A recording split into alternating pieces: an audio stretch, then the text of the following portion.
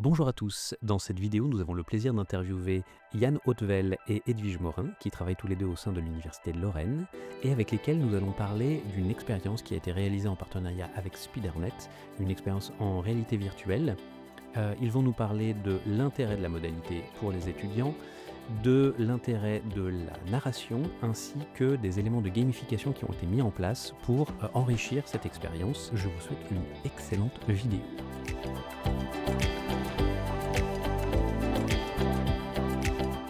Je m'appelle Yann Hautevel, je suis enseignant-chercheur à l'Université de Lorraine depuis 2008 et j'enseigne notamment à l'École nationale supérieure de géologie. C'est une école d'ingénieurs qui forme des ingénieurs géologues. Je suis Edwige Morin, je suis responsable d'une équipe en charge des projets technologiques expérimentaux au sein de l'Université de Lorraine dans la direction du numérique. Et après un parcours autour de l'audiovisuel, du multimédia, de projets européens, j'ai été embarquée sur le projet Pléiade. Dans les formations d'ingénieurs géologues, il y a un type d'enseignement qui est particulièrement important puisque c'est très formateur pour nos étudiants. Ce sont les enseignements qui sont dispensés sur le terrain et ce sont des enseignements qui ont pour particularité d'être également des enseignements coûteux et sujets à divers aléas, par exemple la météo, les problématiques de handicap ou de santé pour les étudiants. Et donc c'est pour ça qu'il y a maintenant plusieurs années, je me suis lancé dans la virtualisation de ces enseignements de terrain. Et donc il y a quelques temps à l'université, il y a eu l'émergence de ce projet Pléiade sur lequel je me suis greffé. Au sein de ce projet Pléiade, il y avait un programme qui était dédié aux environnements immersifs. On avait comme mission de tester et démocratiser l'usage de la réalité virtuelle et immersive pour la pédagogie et la recherche. Et cet axe-là du projet devait s'attaquer à trois pans, on va dire. L'usage de la réalité virtuelle immersive pour la pédagogie, mais notamment pour des TP, pour les excursions virtuelles ou les prises de connaissances d'environnements qui sont par essence inaccessibles, et la réalisation de ressources dans un cadre pédagogique par les étudiants. C'est dans ce cadre-là qu'on a rencontré Yann, avec tous ces beaux projets qu'il avait déjà réalisés, où on a souhaité partir avec lui dans une expérimentation pour faire que les ressources qu'il produisait déjà, on utilise d'autres outils et puis qu'on voit comment peut-être enrichir tout ça avec un peu de gamification. Donc l'idée était de faire un enseignement de terrain virtuel différent de ceux que j'avais pu faire auparavant. D'où cette idée de projet sur le site du château du Haut-Bar, qui est un site d'intérêt géologique et pédagogique sur lequel nous emmenons régulièrement nos étudiants.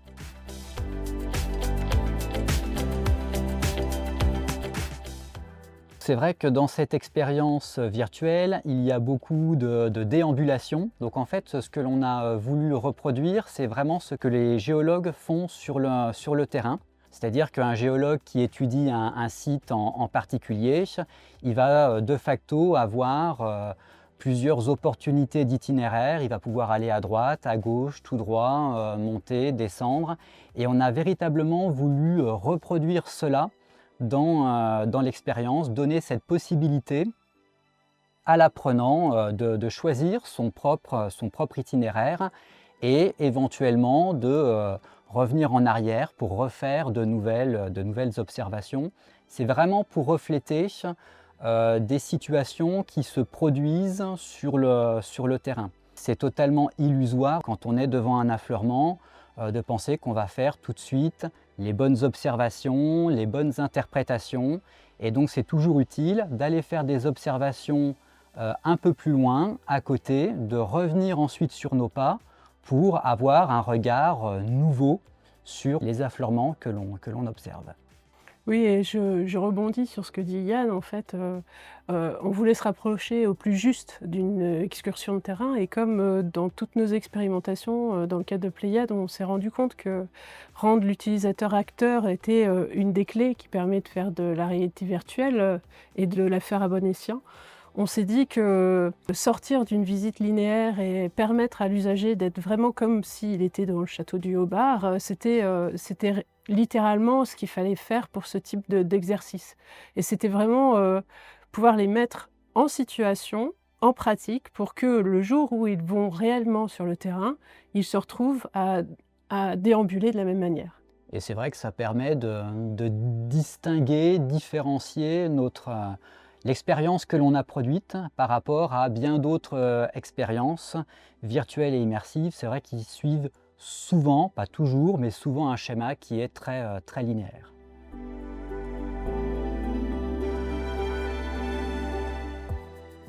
La gamification est un aspect particulièrement important de l'expérience, véritablement parce qu'elle est contrainte à la fois par la réalité du site et par des questions de pédagogie. Le site du Château du Haut-Bar est un site réel, ce n'est pas un site purement virtuel, et donc inévitablement il y a les observations, les modèles 3D par exemple, les photos qui vont s'afficher donc là où elles sont réellement représentées dans la réalité.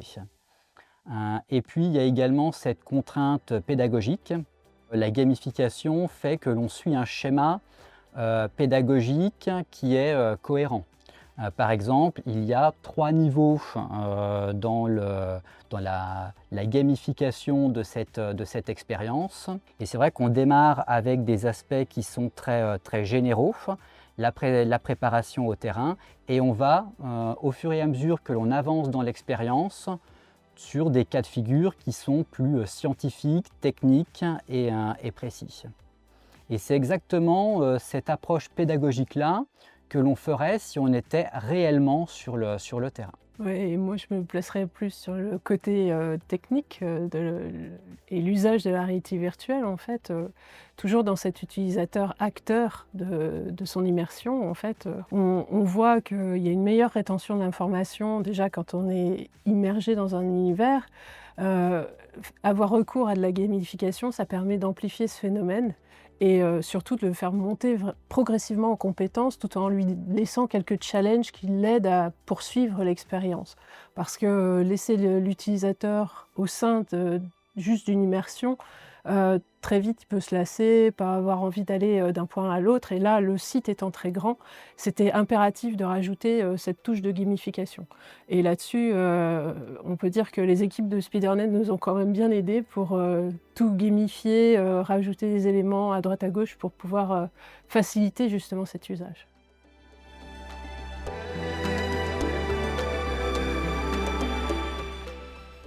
La scénarisation en tant que telle, elle n'est pas forcément nécessaire pour générer une excursion de terrain virtuelle et immersive, mais c'est ici un plus qui donne un peu un côté aventureux, Indiana Jones, et qui permet de mettre un peu plus d'intérêt pour les étudiants sur cette expérience-là.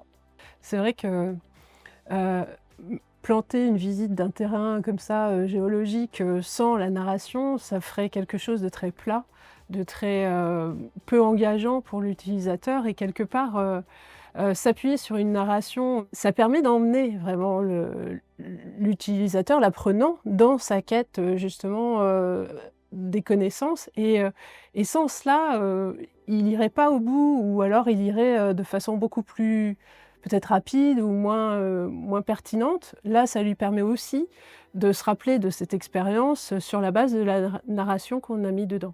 Donc ça paraît être peut-être un petit grain de sel ou une petite façon de rajouter quelque chose dans une expérience qui n'est pas forcément nécessaire, mais en fait, ça fait toute la différence.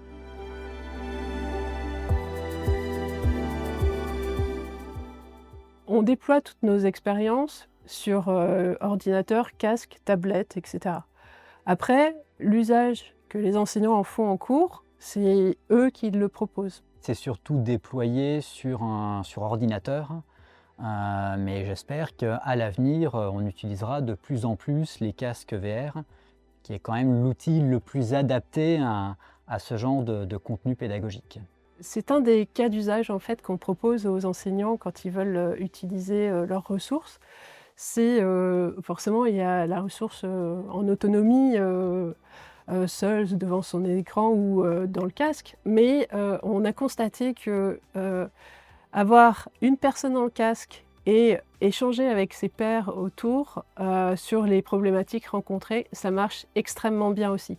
Et c'est un type de cas d'usage qu'on peut préconiser effectivement dans l'usage en cours, quoi. Alors je pense que les étudiants, ils ont le même point de vue que les enseignants là-dessus, c'est qu'ils trouvent ça bien, c'est clairement une plus-value, à condition que ça ne vienne pas remplacer le travail sur le terrain. Je pense qu'ils apprécient à partir du moment où ça vient en plus, ou que ça vient remplacer quand des étudiants sont réellement empêchés d'aller sur le terrain. Mais personne n'a envie, ni enseignant ni étudiant, que ce genre d'expérience-là remplace les activités sur le terrain.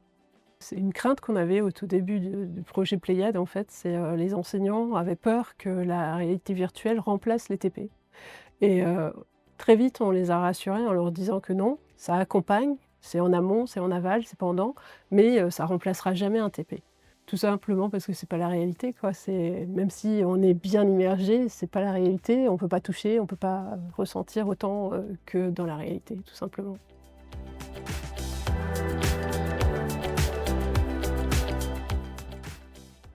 Alors moi, j'aurais plutôt des conseils à donner à mes collègues enseignants, hein. C'est tout d'abord ne pas avoir peur de faire de la réalité virtuelle.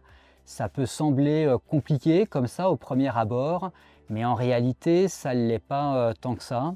Surtout si on a pour appui des structures comme l'Université de Lorraine ou Spidernet. C'est pas si compliqué que ça de faire du contenu pédagogique en réalité virtuelle et immersive. Et j'ai peut-être un autre conseil, mais qui est plus spécifique pour mes collègues enseignants en géologie, c'est ne pas avoir peur de la simplification. Inévitablement, comme je le disais tout à l'heure, la géologie c'est une science naturelle et la nature c'est forcément compliqué. Et donc vouloir virtualiser des sites géologiques, c'est forcément faire des simplifications, des approximations.